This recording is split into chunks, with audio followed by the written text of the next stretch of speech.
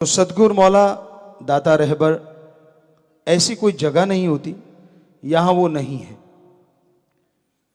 यहां तक निगाह जाती है ओम हरि अल्लाह वाहिगुरु गौड़ खुदा रब है, और यहां निगाह नहीं जाती वहां भी वो है।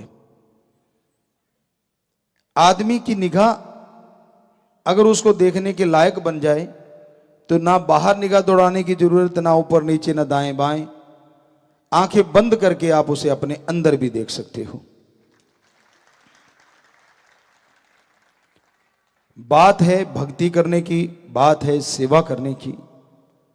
सेवा और सुमरन ये हर भक्त के गहने होते हैं।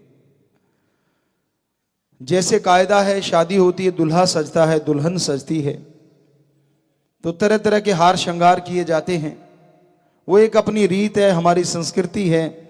पूरे दुनिया में भी अलग अलग संस्कृति है उसके बारे में।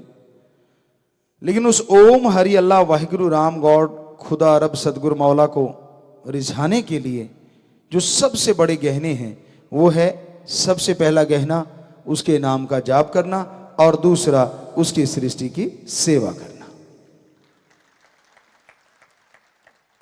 आमतौर पे कहा जाता है गहना वही अच्छा होता है जो अपने साथी को प्रभावित कर दे, उसे आप अच्छे लगें।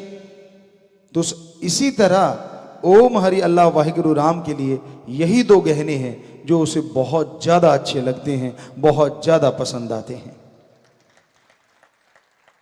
तो आप सेवा करें, सुमरन करें, और परम पिता परमात्मा को कभी भी ये मत सोचो कि वो आपसे दूर है। जो इंसान हमेशा यह सोचता है कि वो मेरे अंदर था, है और रहेगा, यकीनन वो कभी बुरा कर्म नहीं करता, कभी गलत कर्म नहीं करता, बल्कि अच्छे कर्मों से वो मालिक के प्रत्यक्ष दर्शनों के लायक भी बन जाता है। हमेशा से अपने सतगुरु मौला को अपने अंदर महसूस कीजिए। सुमरन से, सेवा से जैसे वो आपके अंदर महसूस होगा, यकीनन बाहर भी नजर आने लग जाएगा। ये अलग बात है, शुरुआत में हो सकता है आपका मन आपको झांसा दे दे, ये तो भ्रम सा पड़ा है, भुलेखा पड़ गया। लेकिन हकीकत होती है वो सेवा करने वालों के साथ, सुमरन करने वालों के साथ। पर अपनी 5 या यूं कहिए 7 बुराइयों पे आपको जीत हासिल करनी होगी। काम वासना,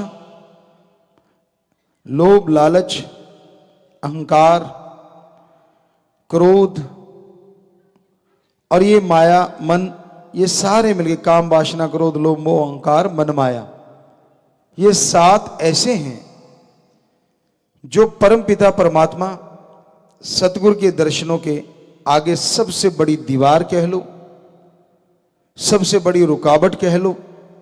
जब तक आप इनको नहीं कंट्रोल करोगे, अंदर बाहर उसके दर्शन होना असंभव है। और इसे कंट्रोल करने के लिए सेवा में मन लगा के रखो, सुमरन करते रहो। आप कोई भी बिजनेस व्यापार अपना काम धंधा करते हैं, करते हुए भी सुमरन करते रहो, तो यकीनन आपकी ये जो बीच की दीवार है आत्मा और परमात्मा के, काम वासना क्रोध लोभ मोह अहंकार मन माया, ये धीरे धीरे टूट जाएगी और फिर रोकने वाला कोई नहीं होगा। आप होंगे और आपका ओम हरि अल्लाह वाहिगुरु सतगुरु राम होगा। इस कलयुग में यहां बुराई का बोलबाला है, यहां देखना गलत है, बहुत सारी चीजें गलत आदमी देखता है, सुनता गलत है, यहां तक कि बोलता भी गलत है। खान पान में भी जहर आ गया है, तो नेचुरली सोच में भी जहर आ जाता है। दूसरी बात, आज पूरे समाज में नंबरों का चक्कर है, हर कोई नंबर बनाना चाहता है। हमें तो नहीं लगा कोई जगह ऐसे अछूती होगी, चाहे वो छोटा घर ही क्यों ना हो, चाहे कोई बड़ा दफ्तर ही क्यों ना हो, नंबरों का चक्कर बहुत बड़ा है। हर आदमी चाहता है कि काम करूं तो मेरा नाम होना चाहिए। वो दूसरों को अपने साथ जोड़ता है, उनसे पूछ के खुद के नंबर बनाता है और उनका नाम तक नहीं लेता। तो ये नंबरबाजी ने घरों को भी बर्बाद किया, समाज में भी ये घातक है, क्योंकि दूसरे के कंधे पे पैर रख के लोग आगे निकल जाते हैं और वो अपना कंधा सहलाता रह जाता है। तो कभी भी नंबरबाजी नहीं होनी चाहिए। आप उस परमपिता परमात्मा को खुश करना चाहते हैं तो दिमाग में ओम हरि अल्लाह वाहिगुरु का ही ख्याल होना चाहिए। कहीं आप सोचते हो कि मैं इस आदमी को खुश कर लूंगा तो मेरा राम मेरे पे खुश हो जाएगा। ठीक है, वचनों पे रहते हुए किसी की मदद करना, दीन दुखियों के सहारा बनना,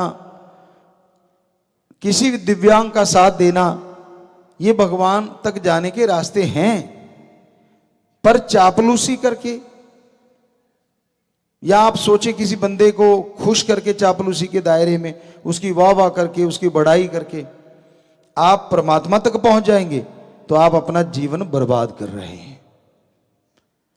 आपको आजाद बनाया है परमात्मा ने, गुलाम नहीं। आजादी से सोचिए। और सूफियत में, रूहानियत में मुरीद गुलाम होता है अपने ओम हरि अल्लाह सतगुरु राम का, बीच में और किसी का नहीं। तो कौन क्या है वो उसके कर्म होंगे, पर आपने तो अपने कर्मों को सही करना है। आपने अपने अच्छे कर्म बनाने हैं। तो जो कोई भी आगे बढ़ रहा है उससे खुश हो जाओ, पर इसका मतलब यह नहीं कि आप पीछे रह जाओ। आप भी आगे बढ़ने के लिए जोर लगाओ, आगे बढ़ने की कोशिश करो। सोर्स मत ढूंढो कि मैं इसके द्वारा आगे बढ़ूं। हालांकि सोर्स होते हैं, दुनियादारी में तो बहुत सारे होते हैं कि इसका सहारा लिया, फिर उसका आगे बढ़ गया, उसका लिया, उसका आगे बढ़ गया। लेकिन राम नाम के यहां एक ही सोर्स है, सुमरन और सेवा, अपने विचारों का शुद्धिकरण। जैसे विचार शुद्ध हो जाएंगे बस फिर तो देर ही नहीं लगती आमने सामने होने में, रूबरू होने में। तो विचारों का शुद्धिकरण बेहद जरूरी है। अपने विचारों पे कंट्रोल करना बहुत जरूरी है। जरा सी कोई चीज देख के आप ललचा जाते हैं, जरा से सुख के लिए, क्षणिक आनंद के लिए आप परमानंद को ठोकर मार रहे हैं। जीवा का स्वाद है, इंद्रियों के भोग विलास का स्वाद है, यह क्षणिक होता है, परमानेंट नहीं होता। और ओम हरि अल्लाह वाहिगुरु राम के दर्श दीदार, उसकी भक्ति का जो आनंद है वो परमानंद है, जो कभी कम होता ही नहीं, हमेशा बना रहता है। इस जहान में ही नहीं, अगले जहान में भी बरकरार रहता है। तो क्या आपका दिल नहीं चाहता कि यार जीवा के स्वाद के लिए कितनी दुनिया मर गई, इंद्रियों के भोग विलास के स्वाद के लिए कितनी दुनिया मर गई। तो वो जो परमानंद है, जो कभी कमी नहीं होता, क्यों ना एक बार जिंदगी में उसको चख के तो देख लें।